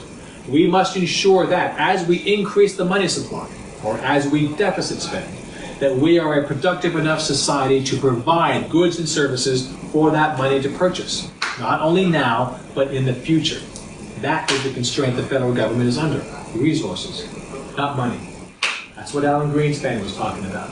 It's not about the money. It's about whether or not you have the resources to do it, and can you increase production so that every time you cut a check to someone, that they'll be able to spend that money into the economy without it causing inflation. That is a reasonable question that should be answered. So we must ask our government, are we making the kinds of investments in education, healthcare, infrastructure, green energy, and new technologies and industries?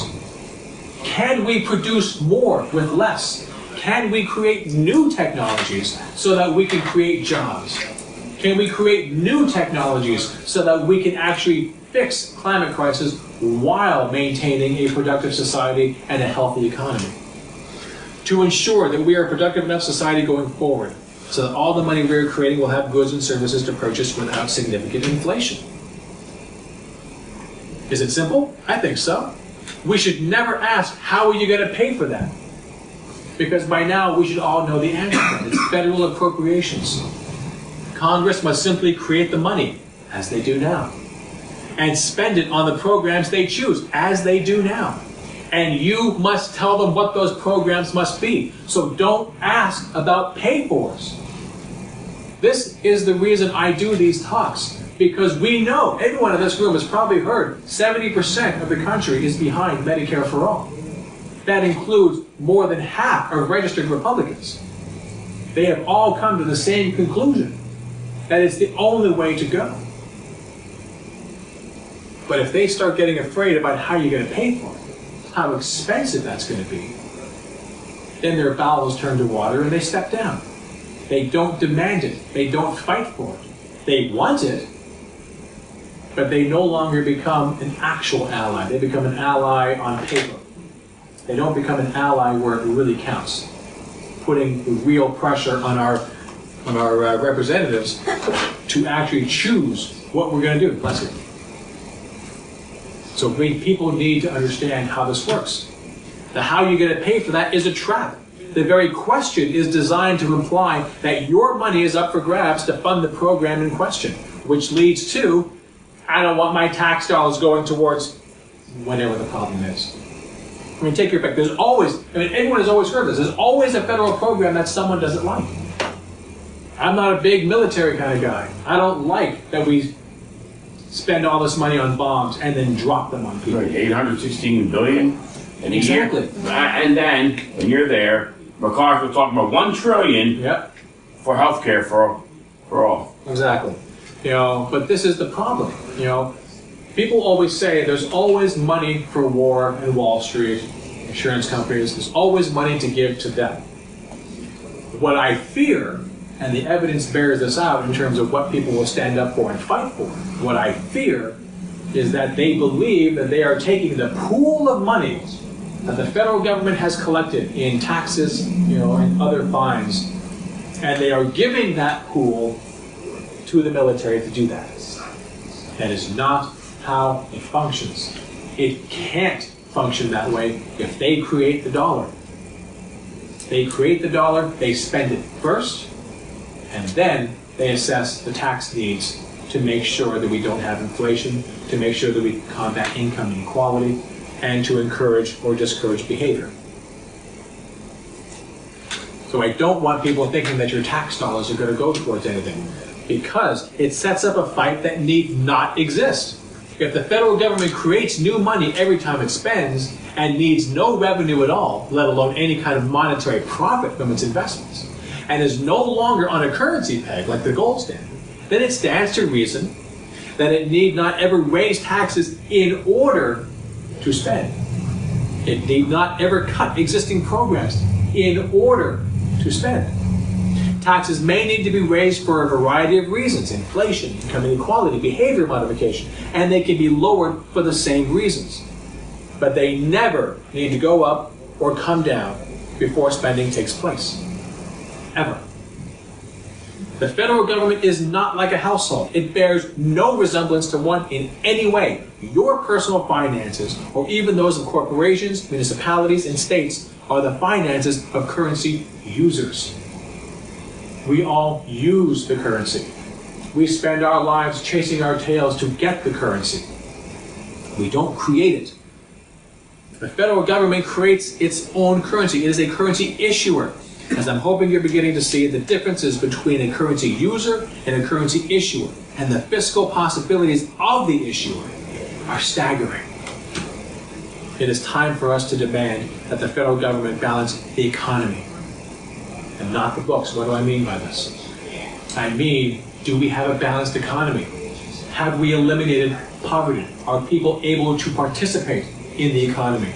As we know, if people can't participate, if they find no place for themselves in the real economy, they will find a place for themselves in the black economy, in the black market. Poverty, crime, disease, these are largely a question of political choices. No one reasonable is suggesting, that we will get rid of crime, completely. They will ever get rid of disease completely. They will ever get rid of racism completely. But these and so many other social ills that we have, if they are not caused by financial austerity imposed upon us by the federal government, that they are at the very least gasoline being thrown on these problems. We don't need to accept less than we deserve. And in the richest country on earth, it is immoral that there should be people who can't go to a doctor when they're sick. It is immoral that people who want to have work, meaningful work, can't find it. And we have created a system that makes sure that people cannot just simply live off the land. Remember, it's illegal to do so in so many different ways. You can't do it. You have to find a way within the actual economy. So it is incumbent upon us, once we understand the actual limitations of the federal government are not financial. Every time a politician stands up and says, I would love to be able to do XY policy, but the debt and the deficit are burdening us. No, it's not. That is a fundamental lie. It is not burdening us. It is an excuse you hide behind to make sure that your rich friends don't have to suffer the consequences of us being able to go to a doctor and not be penalized. If I can go to a doctor, anyone that I want, anywhere in the country, that is true choice. As anyone who has ever had, an employer change their healthcare program, the next year, suddenly I can't go to my doctor. Medicare for all, improved Medicare for all, covering everything from womb to tomb, is the only reasonable way to go. And I want to show you one particular slide. There's a lady, Andrea Witt. She's wonderful. She runs a website called Connect the Dots, and she's very competent at breaking down complicated things in simple ways. This is her slide for how we can pay for Medicare for all. And if we were on a gold standard, this would be perfectly reasonable. This chart shows on the left side how much we actually pay right now for healthcare. Bottom part is the government. That's what they pay, Medicaid, and Medicare, CHIP program, the VA.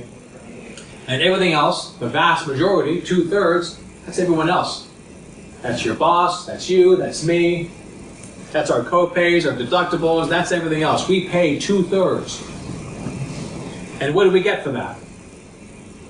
We get 45,000 people that die every year because they can't access health care. We get 440,000 people at a maximum, depending on which study you look at, that die and they have health insurance. But the third leading cause of death in the United States is medical errors. That number is inflated because for-profit healthcare cares more about their pockets than your lives. What's funny about the study is the Koch Brothers did it. Yes. $9.7 million. They funded it all. This is from the Marqueta Center. And then, the Koch Brothers. And us, and then our side. Yeah. So what this shows, is that for the one on the left, we spend all this money and we get worse health outcomes. Number one in infant mortality. Number one in maternal deaths. Lower life expectancies, lower on happiness, across the board. Millions uninsured, tens of millions more underinsured. That's what we get for spending all that money. This shows that based upon Sanders' plan in the Senate for his Medicare for all, we spend less overall.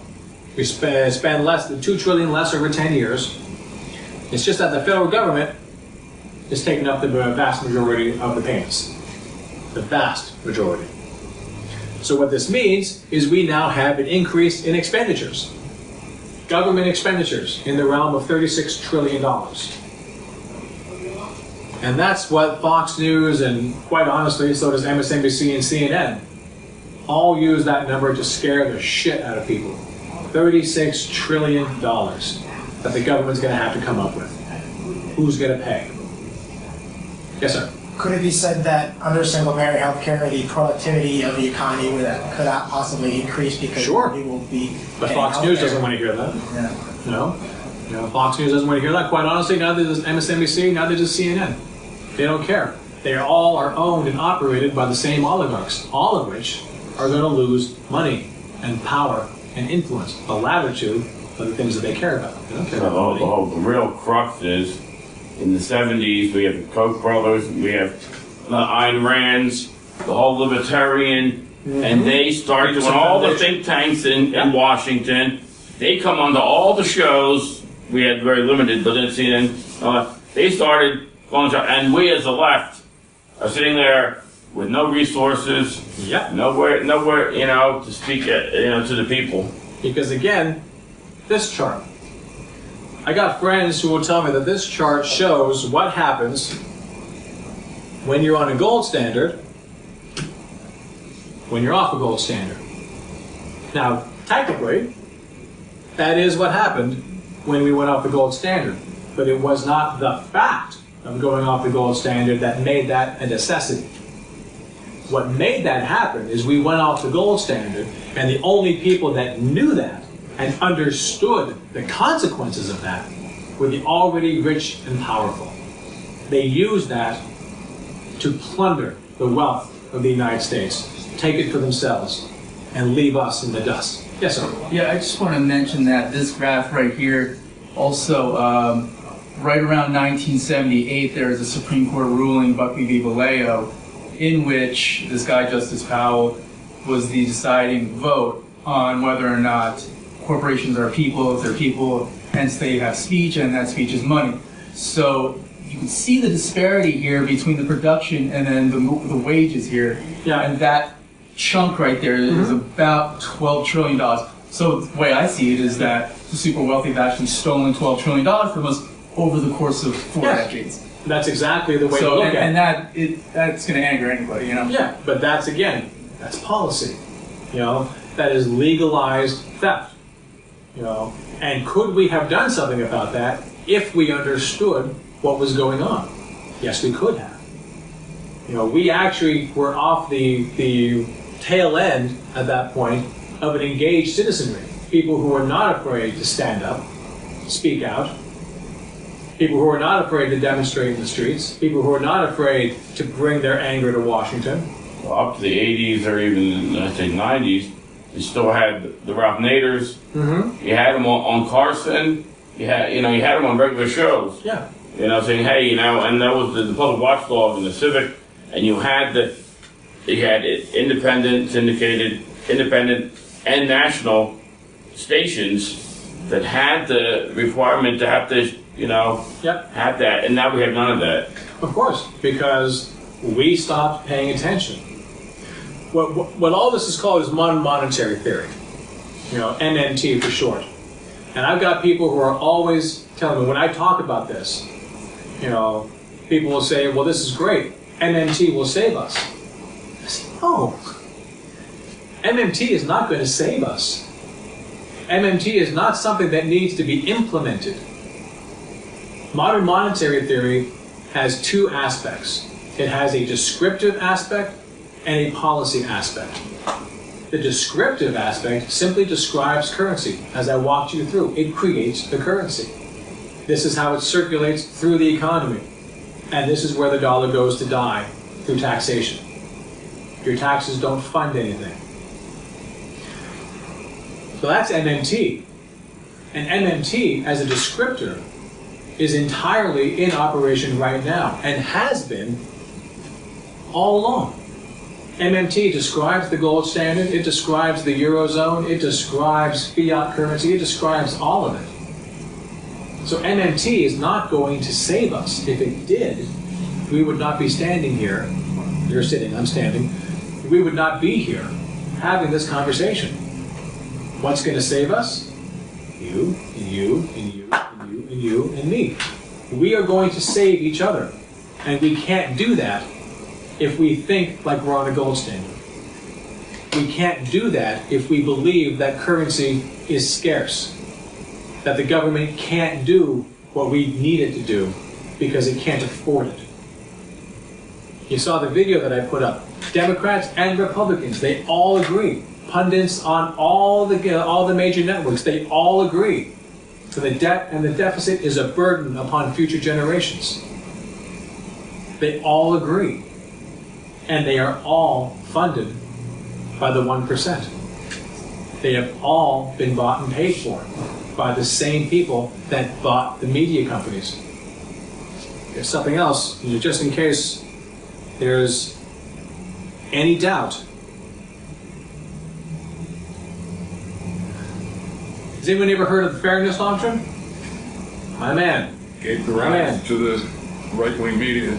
I'm sorry? Gave rise to the right-wing talk radio. When it got rescinded by Reagan, and the first mega star was Rush Limbaugh. Yes. Because he could do 3 hours of only his viewpoints and not give an equal side. Exactly. So the fairness doctrine, formulated, by the Federal Communications Act, started in 1949, ended in 87 rather. Reagan finally ended it. The deal is that if we are going to license the airwaves to you, and we're going to give that to you for free, you're going to have to give something back to the people. You are going to have to give them informational programming. You are going to have to be able to give them something, and you're going to have to make sure that both sides are created equal, that both sides have equal time. Now, this is not to say that they didn't play around with the edges. You could have someone who knows policy like the back of their hand on the right and put them up, and then have someone who's a policy hack on the left, and then it looks unequal, but hey, I gave equal time. But now we don't even have that. By the 1980s, we were getting other types of media coming up that were not licensed by the FCC.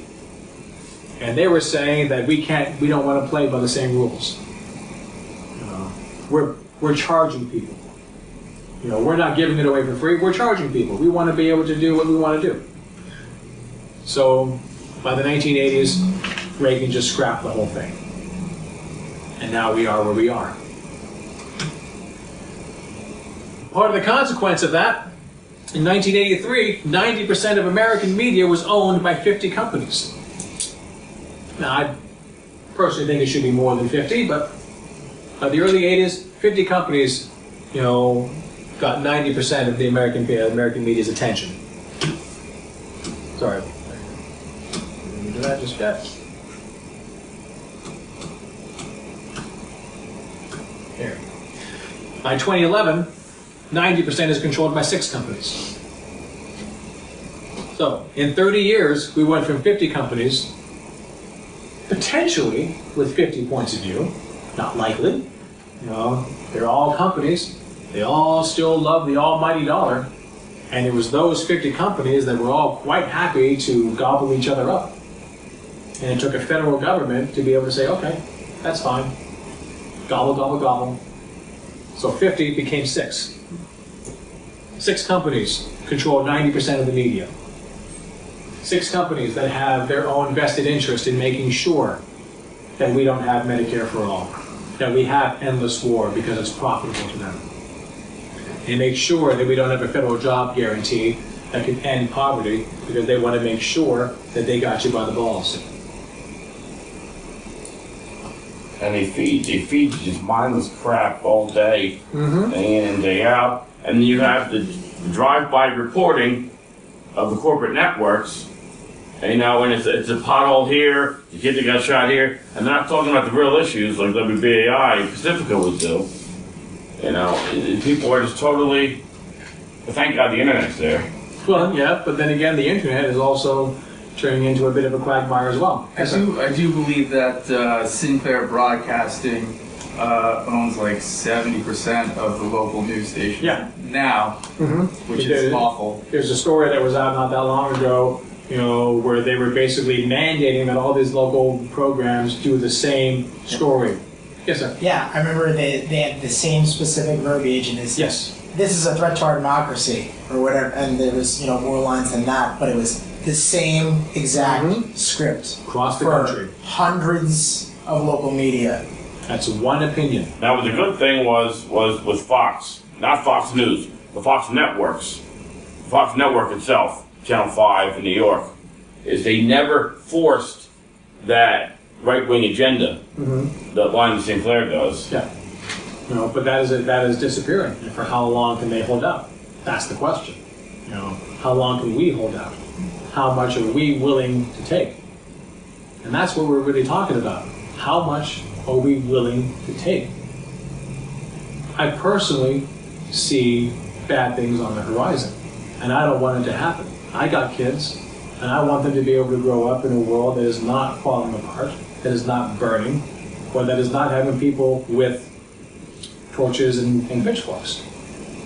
So we've got a short period of time, and we've got people in this district who are on gold standard thinking, who want very badly, to be able to have climate change not be a thing, to be able to have single-payer health care, but they don't fight for it. Why? Because they believe it's not practical. They believe it's not going to happen. They believe it's too expensive. This is a problem. They think it's a great idea, but I don't want my taxes to go up. They think it's a great idea, but whatever their but happens to be. So we need to wake up. We need to understand the differences between being on a gold standard or having a currency peg and not being on a gold standard. What is the differences between being fiscally constrained, like a state or a corporation would be, versus being resource constrained? People will always say that, you can't do single-payer health care. Look at what they tried to do in Vermont. Vermont tried to do single-payer health care, and I was living there when they tried. And Vermont can't do it. It takes resources. And how do you get resources? Money. Money is the legal document that says I can have resources. If it's for sale and I've got the money, I can buy it. But where does the state get its money from? A state is a currency user. They do have to tax and borrow to be able to get their revenue. And if they can't tax and borrow enough, then they can't do X, Y, and Z. Doesn't matter how many resources rich they may be within the confines of their own state. Doesn't matter if they can't raise the revenue. Well, what the real problem we have is you got Illinois, and you look at products you purchase, you got New Jersey, every major corporation and small are in New Jersey, Illinois, but they can't balance their budgets. Yeah, but they need to balance their budgets because that's a currency user. A state having a balanced budget is a good idea. Just like a household having a balanced budget is a good idea. A federal government having a balanced budget, I'm not going to say it's a disastrous idea. The size of the deficit only matters when you consider where that money was spent. Did it invest in our future? Did it give us education? Did it give us the resources to be able to have research and development? Did it be able to give us health care? Did it do things to create a population and an economy that can create more with less? And if it takes a deficit to do that, then do that. But if we actually have, maybe we're exporting more, if we're getting more money from foreign nations sending us money, then maybe we can have a federal surplus. It all is relative. But you need to understand how it functions, how it works, so you know when to start yelling at your congressman. So you know when they're lying to you, to your face. The question then becomes, are you stupid? Do you not understand the economy? Or do you not want us to have the programs that will save our lives? Either way, get the hell out of our house. The House of Representatives belongs to us. The Senate belongs to us. We, the people of the United States of America, not the we, rich, gentrified nation.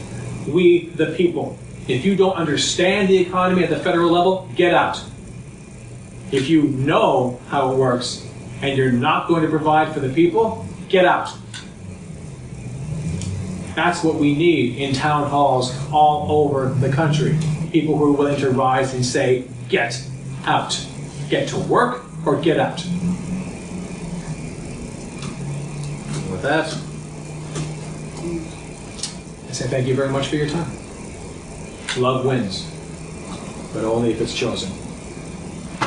The best way is Reverend Barber, the new Martin Luther King, with the Poor People's Campaign. I think it's a moral imperative. Yes, it is. But a moral imperative still means two different things. If I physically don't have the cash, again, coming back to Medicare for all, If we are leaving it up to corporations to fund it, corporations, by their nature, want to be able to hold on to their cash. They want to keep as much of it for themselves as possible. If you are a for-profit, your first question is and must be, how do I make the most money off of this venture? If you're in healthcare, your first question is and must be, what is in the best interest of my patients? So if what is in the best interest of my patients is a money-losing proposition, which it very often is, if you are in business, you can't be in healthcare. And if you are in healthcare, you can't be in business. That seems like a contradiction, but it's not, because we have an entity that does not need revenue, that does not need to make profit, monetary profit, off of its spending, off of its investments. So a corporation needs to make profit. It will hold on to as much of it as it can, and as a result, people will die. There's no need for the middleman. There's none whatsoever. A state, will still let people die. Not because they may want to, but because they will only be able to have so much money. They have to tax, they have to borrow. There will only be so much to go around. They will have to make choices, and people will fall through the cracks, people will die. It may not be because they want it to be that way, it's just the reality. Choices, hard choices, will have to be made. If you can't bring sufficient resources to get the job done, that's just the way it is. But the federal government, as long as the resources exist, they can pay for it. So a single payer has to be national. It can't be run by the states. I will never fight for the states to do it because I know it's not what we need. Not to mention the fact that you're still screwed if you go on vacation. It's just not right. It's not moral. So the moral imperative is a very different argument and a very different question if you're a currency user or if you're a currency issuer. The moral imperative of the currency issuer is to get the goddamn job done. Make decisions. Don't give me a budget. The very word indicates that I'm taking a fixed amount of money and I'm choosing what to do with it. Make a set of priorities and get the job done. I want to get single-payer health care. I'm going to look to my resources. Do I have them? Yes? Make the payments. It's done. I don't have them? Can I marshal the resources? How long will that take? Get it done. I read the other day, and I can't remember when. When did we start getting for-profit hospitals? In the for-profit, was illegal prior to Nixon in the 1970s. Nixon was what allowed them to do it. Thank you very much for coming, guys. Thank you. My pleasure. Nixon is who allowed this to happen. Who allowed, insurance companies that were not for profit, hospitals that were not for profit. He allowed it to be for profit. That's what got us where we are now. Thank you. You're very welcome. Have a wonderful day, guys. Any other questions? I'm sorry? My email? No, it's actually not. But easy to find me on Facebook, Twitter. Just look up Geoff Ginter. Trust me, my face is there. Any other questions? Anything else I can clear up? I kept you here for quite some time in a hot room. It was worthwhile time. Worthwhile? Yeah? Yeah. I appreciate it. I'm going to be doing it more. Just a quick question. Do you ever talk about how having a universal health care single payer can help defer costs? Like, for instance, administrative costs would definitely be taken out of the equation. Sure. That's like a bigger thing, that I think a lot of people would like to listen to too. That's absolutely true. But again, I find those arguments to be more compelling here if we're on a gold standard. Because what this is telling us is that we're going to save money, over 10 years, $2 trillion less. Now, this is a conservative estimate, by the way. This is the Marquette Center, and they were trying to prove that the Sanders bill was actually going to be more expensive. They failed. They actually came up with $2 trillion less. By a lot of estimates, we're going to save a significant more than that. But what this is telling us is that you're still going to be paying taxes. Okay, your taxes are going to go up, but you're not. But instead of paying your insurance company, Instead of paying the hospital, just pay the federal government. You're gonna wind up spending less. Money is going to be spent. You're going to wind up spending less. You're just going to give it to the government instead. And here on the left side, people are dying. Here, everyone is covered for everything, including pharmaceuticals, everything. So on a gold standard, this is an excellent way to look at it. We save money because of the administrative costs. We save money because we're going to negotiate prices. We're going to save money, and everyone is covered. My issue with this is that we have a system with Medicare, with healthcare, where money is being spent anyway. The same money, more money, in fact, for less outcome. Spend less and get more.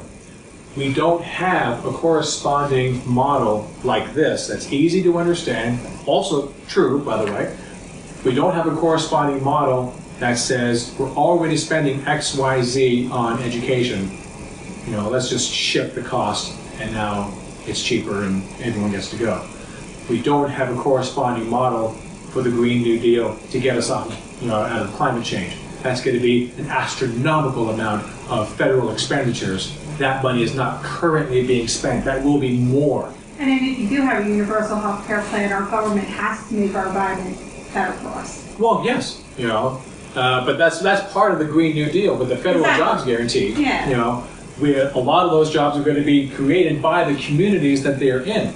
And the federal government can mandate that we have to be able to make some of them towards green energy or cleaning up environmental or whatever. But the communities are largely in charge. We get to end involuntary unemployment, which is the end of poverty, the end of homelessness. But it looks like now we're in a transitional stage of old industry being fossil fuel, coal dying, and the Green New Deal is giving us the possibility.